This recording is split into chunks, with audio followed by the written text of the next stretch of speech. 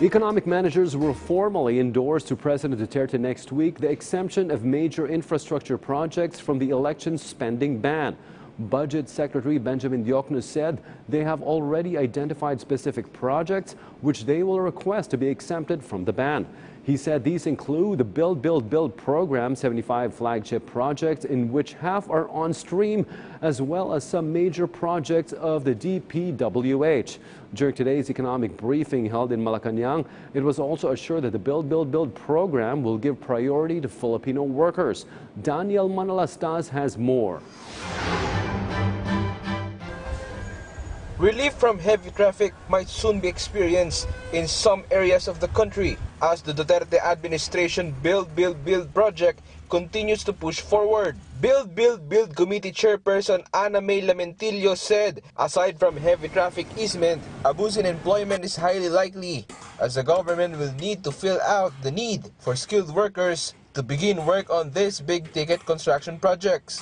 Unang-una po nga po yung NLEX Harbor Link Project, malapit na po yung mabuksan. Yung bicycle lanes po natin sa Laguna Lake Expressway, mabubuksan na rin po by this year. Tapos po, yung Laguna Lake Highway po, it's a new alignment that was already opened. Na-open na rin po yung Napindan and yung Barkadahan Bridge. Apart from that po, meron po pong Mindanao Avenue Extension na pwede na pong baka mabuksan din by this year, second quarter of this year. So, marami pong projects na inaabangan po natin na magbukas by this year. Lamentillo meanwhile assured that there is no lack of construction workers in the country and who will ultimately benefit from all these jobs openings and not Chinese workers like so many speculate. There is an assurance that these Build projects ang magbe-benefit nito Filipino workers. Opo, and the statistics from the Department of Labor actually shows that. In fact po, noong July 2017, kung ang employment rate po natin is 94.4%, ngayon po by July 2018 of last year, nag-increase po tayo to 94.6%. On the other hand, the Finance Department reiterates the need to pass into law the 2019 proposed national budget so pending projects could be completed. Finance Assistant Secretary Tony Lambino said this will also have a positive effect not just on employment rate but on GDP growth.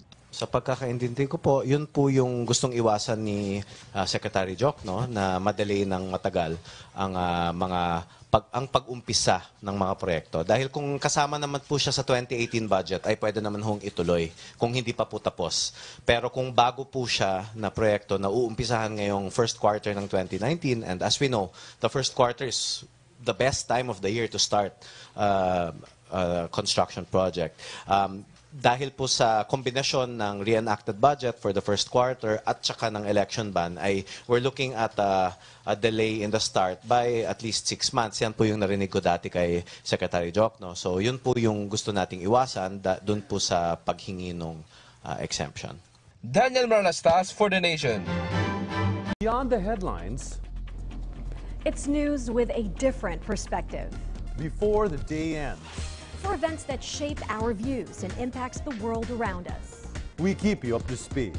With Richmond Cruz and Charms Espina, PTV News Headlines, your comprehensive nightly news source, only here.